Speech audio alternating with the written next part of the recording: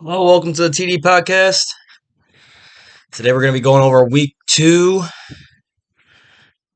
We'll go over the first game. It's going to be Dolphins Ravens. Uh, First off, I want to say to all the Tua haters that you can't really be a bad quarterback with that good of an offense around you. Um, I think they have a high chance of making the playoffs. Yeah, the Ravens secondary was pretty beat up, but if you got two receivers going for 190 and 160 and two touchdowns apiece, I mean, I don't care who you're playing. That shows you can move the ball if you are calling the right kind of plays like they did in the fourth quarter when they were down 28. Um, Ravens aren't a bad team. they I'm Lamar has had some slip ups against Miami in the past, but overall, Miami looked very explosive. Not just Jalen Waddle and Tyreek.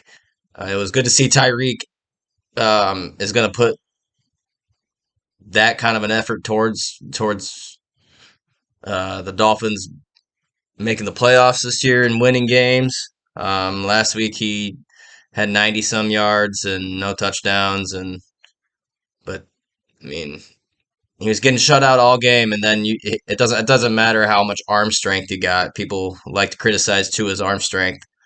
Um, if he's that open, and if you're smart enough, you got enough awareness, you're gonna hit him every time. Uh, their running back situation, they got kind of a two back system that's working pretty solid. I saw their runs looked like they weren't getting stuffed or anything with that on the run. They got Gasecki. So overall, a lot of hope for the Dolphins this year. On the other hand, the Ravens got a lot of Lamar hate last year, probably even more after this game, but people probably still fail to realize this guy had a unanimous MVP and this was his best statistical game. So I put this loss on the shoulders of the defense of the Ravens and the play calling. Um, I think the Ravens would probably end up with 9 or 10 wins this year. I don't think they'll be up to the 11, 12 games wins standard they kind of hold. Um, but I still think they're a good team, and I don't think they're counted out yet. I don't think they're dead.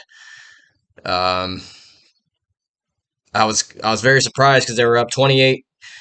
I think 28-10, 35-10 in the fourth quarter with 12 minutes left, and right when Tua made that little spin move, rolled out to the left and threw that deep, really good pass to Gasecki. I was like kind of shooting, hoping for some overtime on that game because the momentum seemed to shift after that play. The Ravens kind of seemed kind of flustered.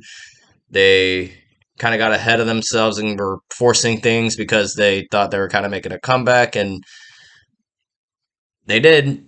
Um, so yeah, Tua obviously doesn't have the skill set of Mahomes or Herbert. I'm not saying he's got any chance of putting those numbers up on the regular, but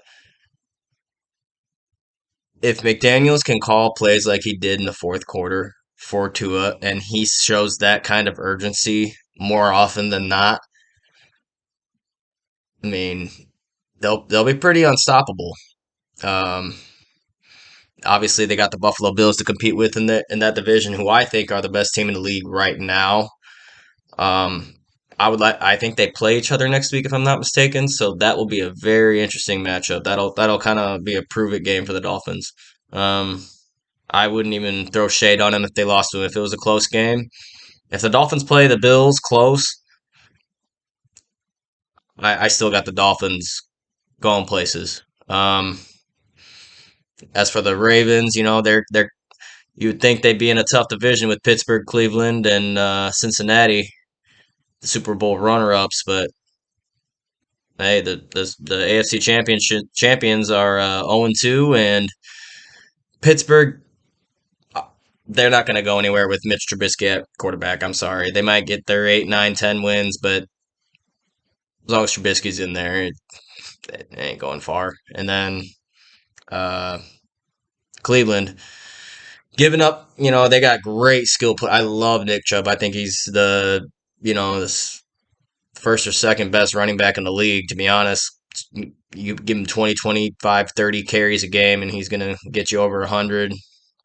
And he did that. He had 130, 140 yards, 3 touchdowns. Um, some people say he should have went down at that 1 yard line, but and I heard a rumor saying that he has himself on his fantasy team, and he just wanted to get that third touchdown for his fantasy team. But